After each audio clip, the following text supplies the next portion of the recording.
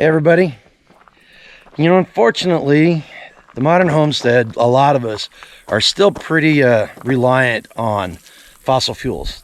We've got equipment like the skid loaders, we've got our trucks, we got chainsaws, we've got all kinds of solvents that we use.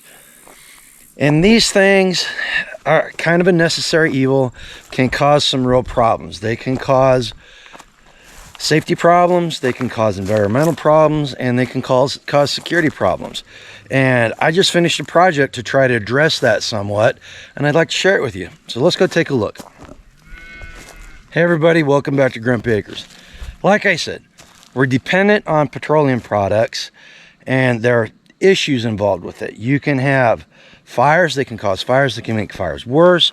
You can spill them on the ground and contaminate the ground.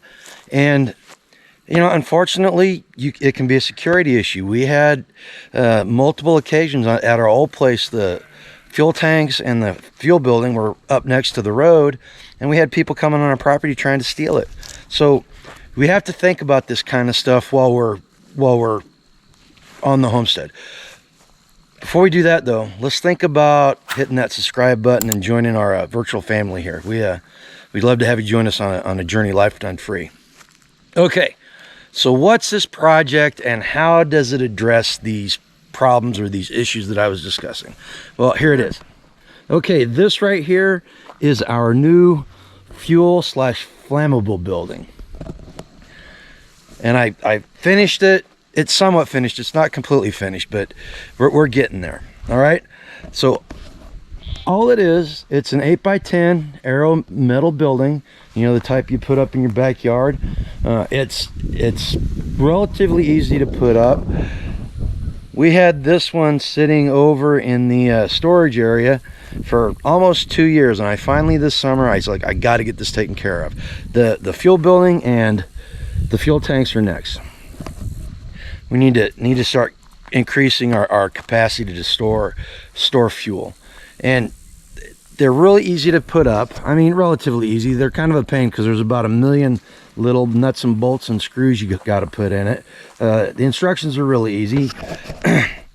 If you've watched the channel before, you know that I like these buildings. I used them at the old place for the fuel building and a duck coop, and we've got one over by the chicken coop, and we use it for a turkey coop. Well, it was going to be a turkey coop, but now everybody just kind of intermingles. It's kind of weird. Got a very strange flock. But anyway, so like I said, you can put them together relatively simple. It took me not working really hard, 3 days, 1 full day, and then a couple of evenings to get it to the point it's at now. And you can do it too. So before we go take a look at some of the tweaks I did to make it into my fuel building, some of the reasoning for why I used it and where it is are kind of important. It's something you need to think about. So first off, naturally it's a metal building, so fire will not affect it as much. Now, our old homeowners policy said that any fuel building or fuel storage facility had to be 50 feet away from any other building. So at the old place it was 50 feet, and here I don't know what our new policy is, but I tried to put it 50 feet from the outbuilding, and it's pretty close. It's pretty close. It's far enough away that I'm feeling pretty secure about it.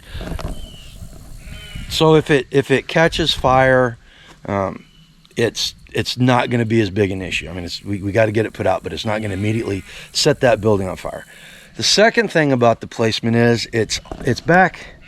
You have to come in the property and come back down here. So getting to the building is not going to be very easy, especially with Fancy on guard at night. She's pretty good about it. I mean, a thief is going to try to get in no matter what. So you just want to make it as hard as you can for it. Okay, and then the last thing is environmental issues. Well, first environmental issue we've got is I've got to cut back all this bamboo, and that is going to be a major project for late December and into 24.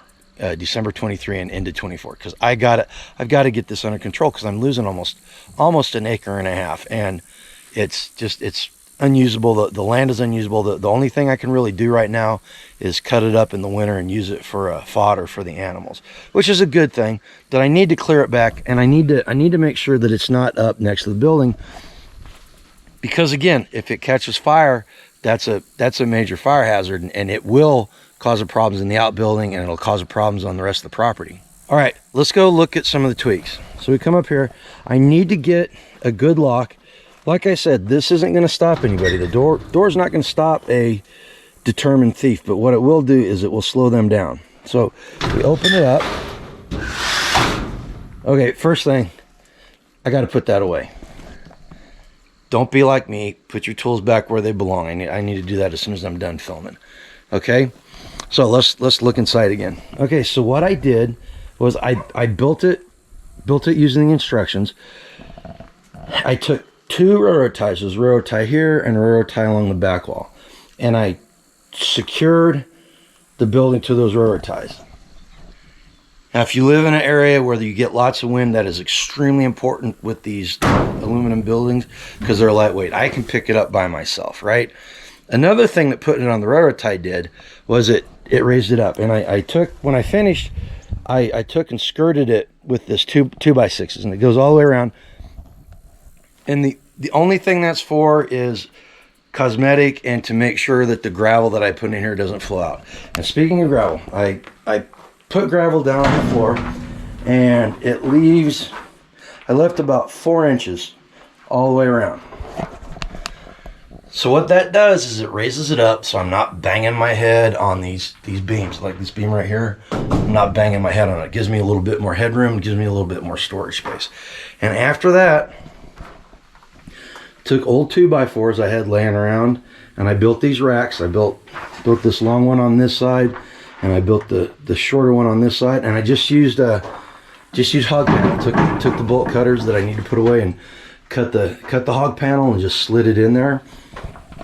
I also have this old metal shelf that we had at the old place that, quite frankly, it's not good for much anything else. It's kind of wobbly now, but it works. Oh, I forgot to mention, underneath the gravel, I don't know if you've watched our channel before, the people who lived here before were kind of hoarders, and somehow they got some great big giant sheets of tire rubber. There's a Goodwill factory down in Topeka, not too terribly far from us.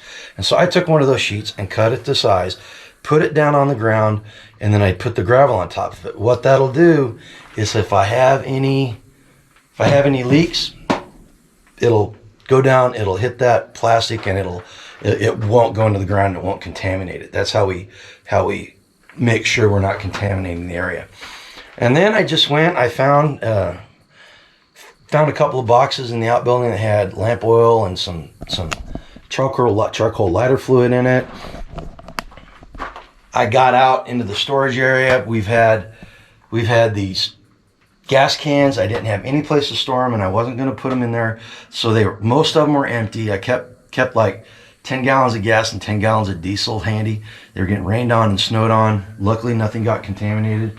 But now I've been able to bring them up. I've gathered them all together and got them in here. I've got some metal cans, got some jerry cans that I need to clean up. I need to find, I've got another box someplace with some more lamp oil in it. Love lamps. I love hurricane lamps, and maybe I'll do a video on that someday. But I spent all these gas cans right here that are upside down. I spent an entire evening doing nothing but washing them out because they were completely dirty. And hopefully I got it done. And my next project is I've got to standardize all these caps and funnels and everything. You know, so that's, I actually got some, bought some off of Amazon, and I'm going to standardize all the spouts so that it's easy to pour it out, you know. And I've got a box full of funnels too that I use for oil and gas and diesel, and I've got to find that and get that in here. So, you know, and as you can see, I store other things in here too. I've got some extra tires for the Jeep. I like keeping tires inside instead of storing them outside. You know, the spares that I got, I like keeping them inside so I'm not getting water in them. They're not dry rotting, and there's not mosquitoes and stuff. And then I've got a couple of power washers that have been sitting outside. I've also got a bunch of propane canisters, but right now they're all sitting over by the truck because I got to take them down and get them filled up. And I found out this weekend that they've got a code on them, and legally they can't be filled up if they're past a certain date that this code thing. So I'm going to take them all down. I know I've got 2 of them. They're out of spec. Take them all down to the propane guys and have them fill the ones they can fill and rehab the ones they can rehab. And I guess the ones that have to be thrown away are going to go down to the rifle range for targets. I mean, they do make good targets. But there you have it. That's a quick and simple weekend project you can do to build a small building that you can store your flammables in. Oh, I forgot to say, I've got a hazmat placard that I got off a guy that was hauling hazardous materials in his truck. So I'm going to put the hazmat placard on here too, just so it looks cool. But anyway, you know, I certainly hope that this inspired you and it motivates you to think about something like this, to you know, A, clean your storage area up, and B, provide you a little bit of safety and security. Okay, if you got any comments, if you've ever done anything like this before, put a comment down below. We want to hear suggestions. Any way I can make this better, any way that somebody down the road who's doing it can make it better. Like I said before too, subscribe if you're not already a subscriber. That way you can join our family, and a lot of good discussion goes on. And hit that notification bell, smack it down, smack that notification down like it is a liberal talking point, okay? That way you know whenever we drop more content like this. All right? Till next time, be safe and go live a life done free. Thanks, Milo.